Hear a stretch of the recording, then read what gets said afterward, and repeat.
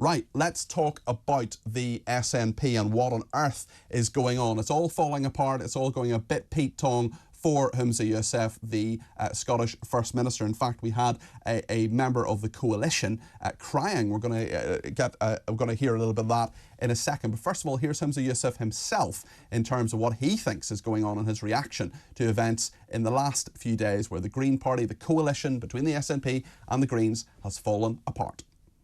No, I fully intend to not just win that vote, but I intend to fight to make sure that the government stays, not just the government continues to deliver on the priorities of the people, like, for example, investing in affordable housing. So there's all that political game playing happening from the opposition.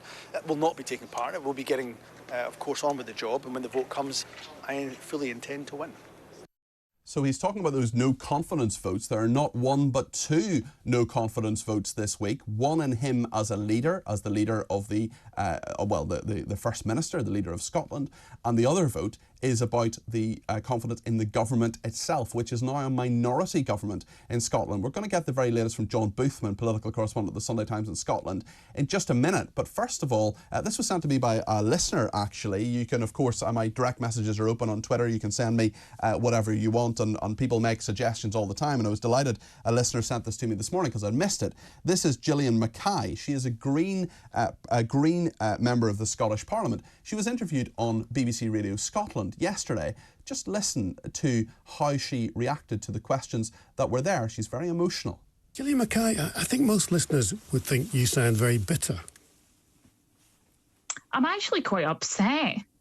And a lot of people will have seen me being upset. We've had 2.5 years, of working really well together. And it's really sad that that's all been undone by one person.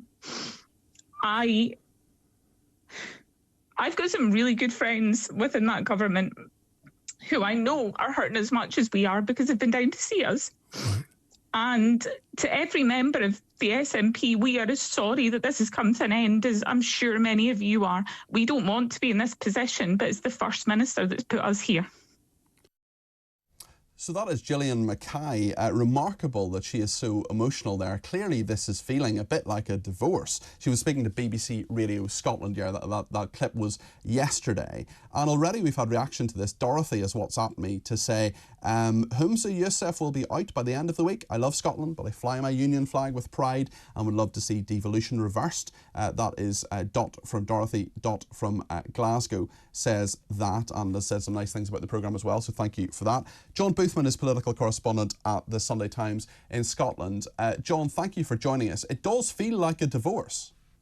Oh, without a doubt. I mean, and that clip, right, you heard from Jillian McKai there, just illustrates why the Greens, I think, will not be changing their mind, no matter what entreaties Humza Yousaf can come up with in the next few days, and they will vote to support that vote of confidence brought by the Tories about Humza himself. I don't think they'll support that second vote, a vote of confidence against the government, but the Greens will vote against Humza Yousaf, leaving Humza Yousaf in the hands of Alex Salmond's Alba party and its sole representative, Ash Regan, to see whether he's going to survive as First Minister. Now, the other point that's worth making, and I've been making since that absolutely chaotic day on Thursday, is Humza Yousaf still has to get to Wednesday. I mean, it's pretty well known in insider political circles in Scotland that he had a wobble the other night, that, you know, he certainly considered going, but by the time he got to yesterday morning, having spoken to his wife and others, there he was out there saying that he was sticking with it.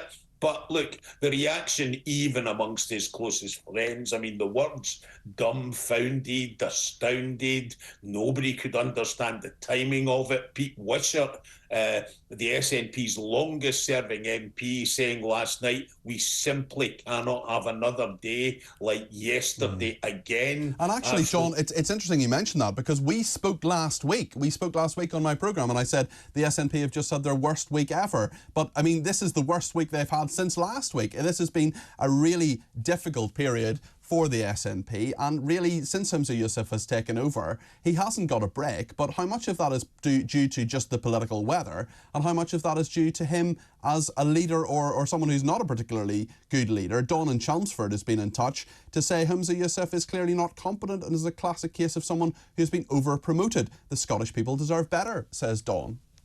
Look, he had a bad legacy from Nicola Sturgeon. That's pretty well known. That's still going on. We saw Peter Murrell, Nicola Sturgeon's husband, being arrested and charged last week with embezzlement. Nicola Sturgeon herself still under investigation. But look, he's not done himself any favours. He's a guy who's been at the mercy of events rather than control of events. His government's widely regarded as being not a competent government. There is a list and a litany of problems that he's been unable to address, and here he is. He's put himself in the middle of the frame in 2 confidence votes this week.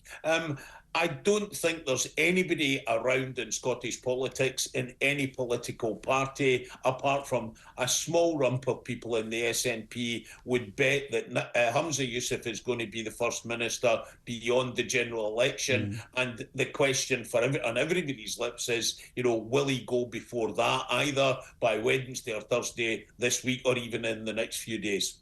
Well, listen, if you've got a view on this, let us know your thoughts. 0344 499 1000. I'd love to hear from people in Scotland, and indeed not in Scotland, who have views on this. Let me know. But John, it's interesting. I want to talk a little bit about Ash Regan. Now, she is someone who is perhaps not that well known to lots of people throughout the UK, but nonetheless is a crucial figure now. She was someone who ran against Humza Yousaf, didn't do particularly well. It was really between him and a woman called Kate Forbes. But now, Ash Regan, who has defected to the Alba party, she is now the kingmaker, or the one who can perhaps take the crown off him. She is absolutely crucial, but they don't have a good relationship. Let's talk us through that, John, if you would. Ash Regan, ironically, was Humza Yousaf's deputy when he was the Justice Minister. A couple of years ago, she resigned from the Scottish Government over gender reform.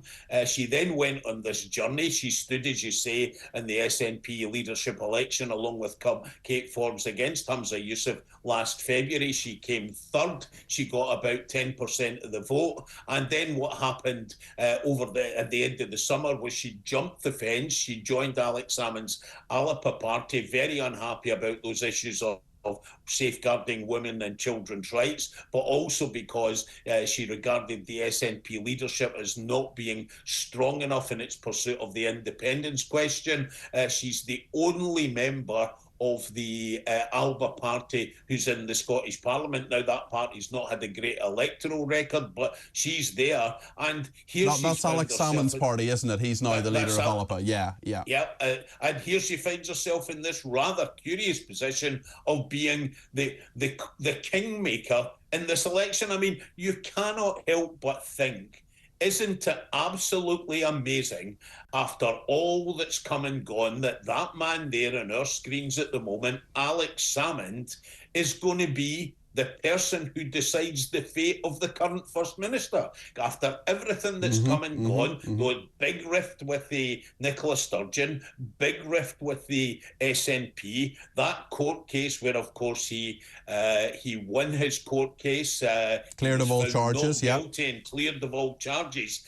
And here he is, after all this time, a bit of time in the political wilderness, his very small party is going to determine what happens to the future of not just the First Minister, but perhaps the SNP in the coming period. It's pretty incredible. It really is. I mean, if this were a storyline on The West Wing or Borgen or one of those kind of political dramas, it wouldn't be plausible, would it? But you actually have the reality for the Scottish people who are saying, hold on a second, we just want a bit of stable government. But actually, that's a point as well, because we talk about the Conservatives who've been in power right across the UK for 14 years. A lot of people want that to change. Some people don't. Some people want it to continue. But for the SNP, they have been in power, 17 years in Scotland? Is that right? 2007, the SNP took over. By the time we get to 2026, that'll be 19 years they'll have been in power. It's a very, very long time. But there's a really funny wee illustration of what's happening in Scottish politics yesterday. The Conservatives all over the country are not doing well. There's been a council by-election in an SNP marginal seat yesterday. And do you know what? The Tories won it. Wow. The Tories won a seat. Their vote increased by 10%. The SNP's vote went down in first preferences by 7%. Is there anywhere else in the country where the Conservatives have put on 10% recently? I doubt it somehow. So.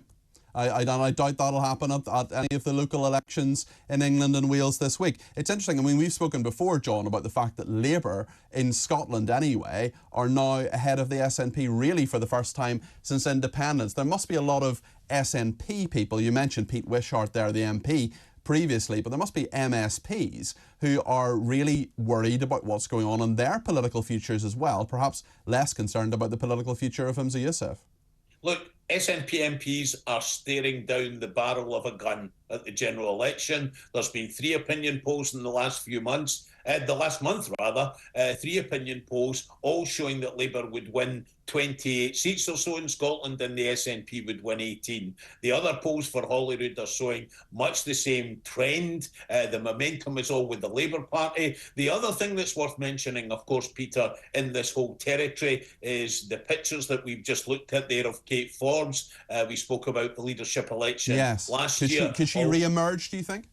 Already behind the scenes, the way I've been putting it this morning is that people have got their tracksuits on and they're rushing up and down the touchline. They want to find out what the rules are for any potential succession election to Humza Yousaf, and that's just the gossip behind the scenes about and what's what is your happening instinct, John, just finally, what is your instinct about what actually happens this week? What I mean, it's hard to say. Obviously, it's a very interesting scenario. Ash Regan will, of course, be bargaining, I would imagine, for all she can get from Humza Yousaf. But what do you think happens, and does he make it to those 2 no confidence votes? Well, I think he can make it to those 2 no confidence votes. I think he can win those votes, but he would only win those votes on the casting vote of the presiding officer. It could be 64 votes each for that vote of no confidence in him. The problem he then has is he's a hugely weakened leader. A guy who's already got not really that much authority at the moment. He becomes hugely weakened, and then he's got to take the SNP into an election, and that's really, really difficult for the SNP, particularly when they're on a trajectory that's downwards. And as I said, their MPs are all staring down the barrel of a gun. So hard times ahead. I still think it's very difficult. Certainly, by the time we get to the end of the general election, he won't be the leader. Okay, very, very interesting. John, we'll check in with you again, no doubt. Thank you. That's John Boothman, political correspondent at the Sunday Times in Scotland.